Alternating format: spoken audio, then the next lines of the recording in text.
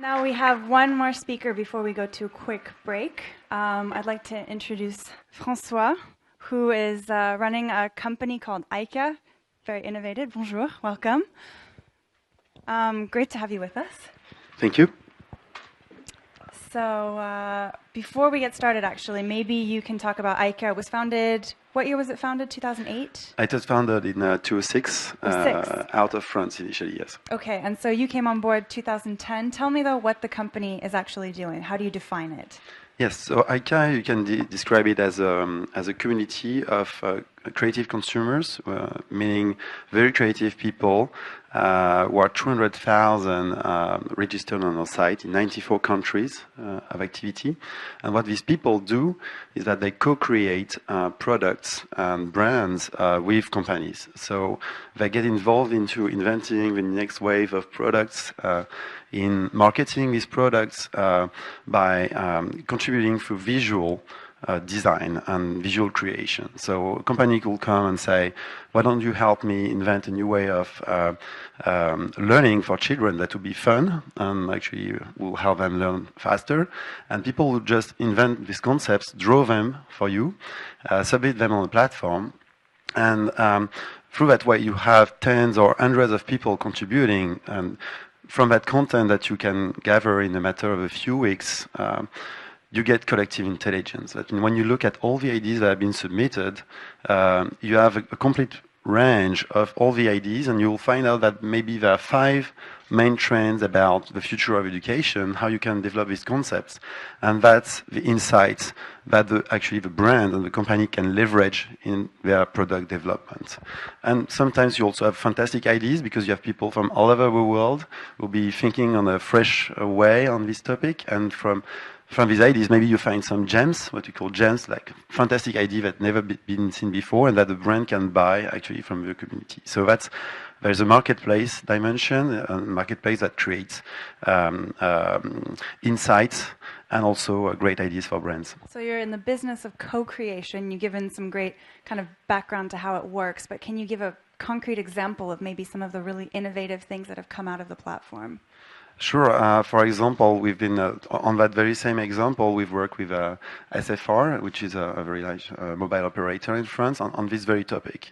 So this is a real topic, and so we asked the community to come up with this new product and new learning experience ideas. So there are a lot of great concepts. My favorite one is called the Umpo, and it's a small device that gets attached to your child's mobile phone, and through Bluetooth it intercepts the SMS, short message, and in the morning it's blue. And if your child is making too many spelling mistakes, it becomes red. So in the evening I say, check your spelling. So there are a lot of great ideas and a lot of great insights about what actually experience we can provide to children. And so all these insights were actually input into the innovation process at SFR, and they're input into a new TV channel that has been launched recently, which is called Dokeo.tv, that you can find on the 9 box if you're a SFR subscriber. I think my microphone just died. Vous m'entendez? You hear me? Yeah. Okay. So maybe I will speak without the microphone. It's back.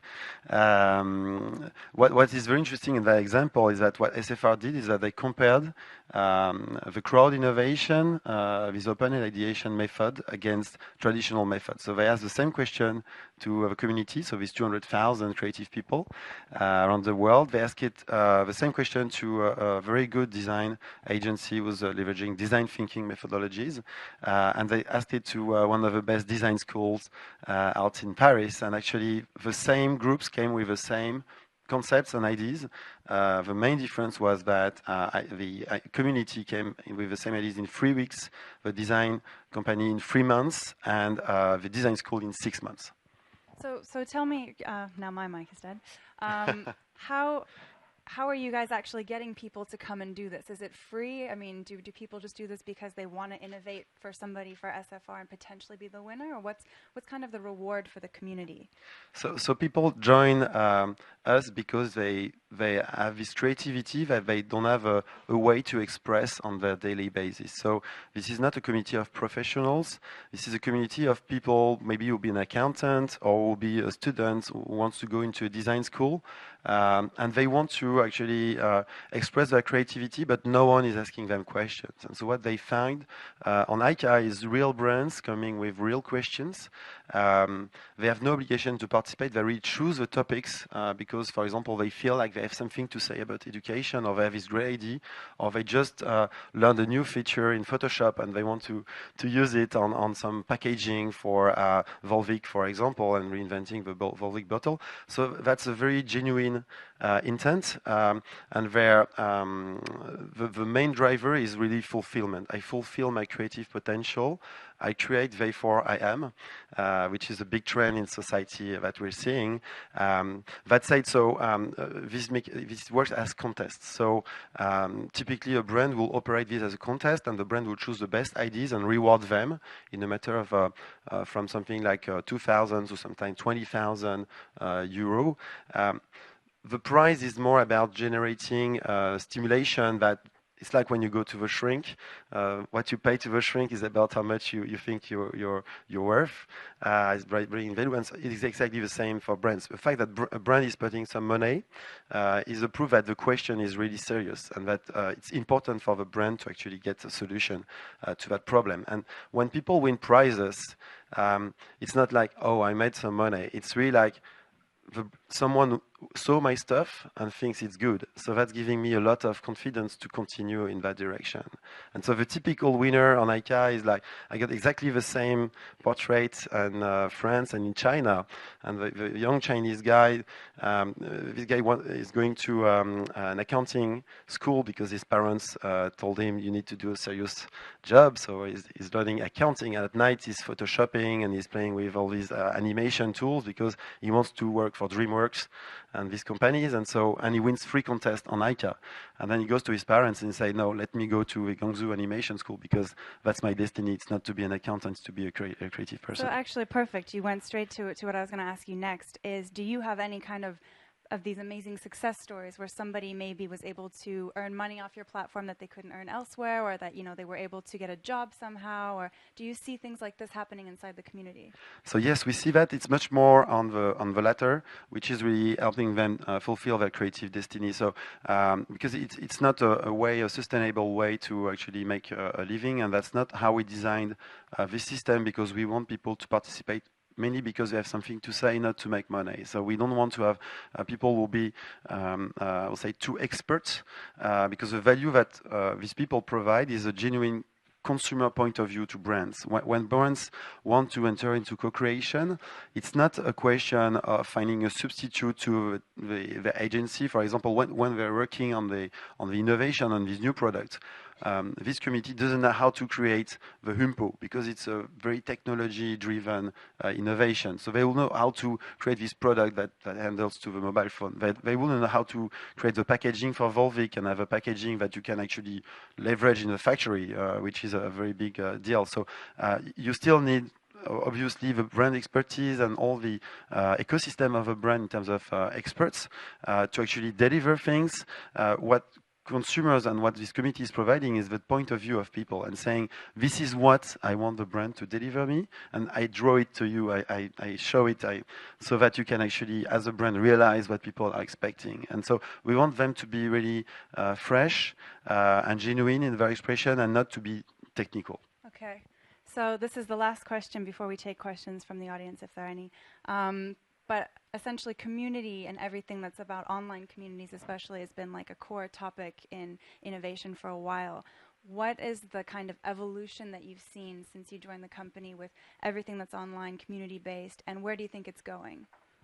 So where it started is that everyone has been thinking at the start that they could have their own communities and that it was easy. And what has been proving is that it's not the case, and you have to be very clear about what you can provide to people and what they will get from you, and what is the value proposition for a community. For example, the value proposition of ICA is basically get creative. It's very much, and do it with real topics, with real brands. some brands, for example, one example is Starbucks, for example. They have this community that's called My Starbucks ID. It's not about being creative. It's about influencing the experience you will get in the Starbucks store. And so it's the people on this platform will be about suggesting a new drink or that they want to change the music in their store. So you have to be very, and it's exactly the same with Facebook. When you create a fan page on Facebook, it won't work unless you have a very clear value proposition of what you're about and what you're going to provide to people through that page, so that actually it becomes consistent and people joining the community have a common sense of purpose and actually can derive something from you and actually provide you with something. Great. All right. Well, thank you very much. Do we have any questions from the audience? Don't be shy. Oh, we have one. The same lovely person will always ask a question. If you can put your hand. Yes, my question is, in your community, the main skills are only focused on designing products, or are they able to make prototypes? And what about the intellectual property for the brand? Thank you. So on the skills, this community is very much about visual creation. So that would be design, video, illustration.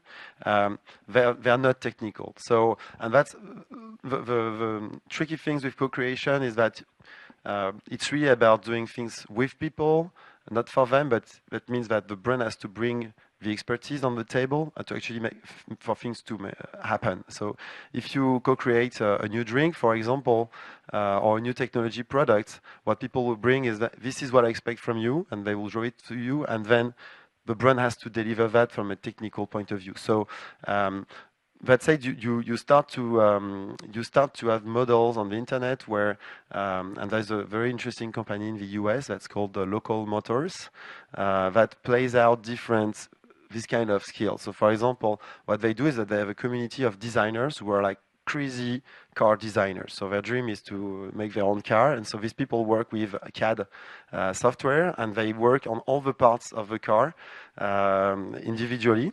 They submit that to the platform. Then there's a community that reviews that and say, oh, I love this part, so let's put it on the vehicle. Then this company designs the vehicle and assembles all these virtual parts, orders the parts, and then you go to the factory. If you're a buyer, you'll buy the car, you will go to the factory and you actually create the car yourself. They give you all the parts and you build the car, and it takes 1 week. You have a wiki, you have all the tools, you have people to help you when you're stuck with like, is it the 12 bolt or the 6 bolt? And actually you drive out from the factory having built your car. And so what you can see is that there are a lot of hands around the product. There are the designers on the platform. There are the experts from Local Motors who know how to put all of this together and who are mechanical engineers. And then you have a consumer himself or herself who's building the car in the factory. To your second question on intellectual property, so these are things that can really be managed very well. There are two levels. Basically, there is the level of ideas and insights. Ideas are free of circulation. That means I can say, okay, tomorrow you need to do flying cars. That's just an idea. So that doesn't really create intellectual property. And that's one thing. Then you have the design of something. So let's say I design you flying car, and one day there's a car manufacturer who says, I love the shape of the wheels or the non-wheels, and I'd like to take this shape and put it in my car. This is creating intellectual property because this is a design, and so this is what brands actually buy from a creators on IKEA, is a visual representation that really creates IP. And so that is done through contracts that people approve when they participate. They know that at some point they might be asked from a brand to actually purchase, to sell their rights. Great. Do we have any more questions? No? All right, we're going to take a coffee break. We'll be back in 15 minutes. Thank you. Thank you.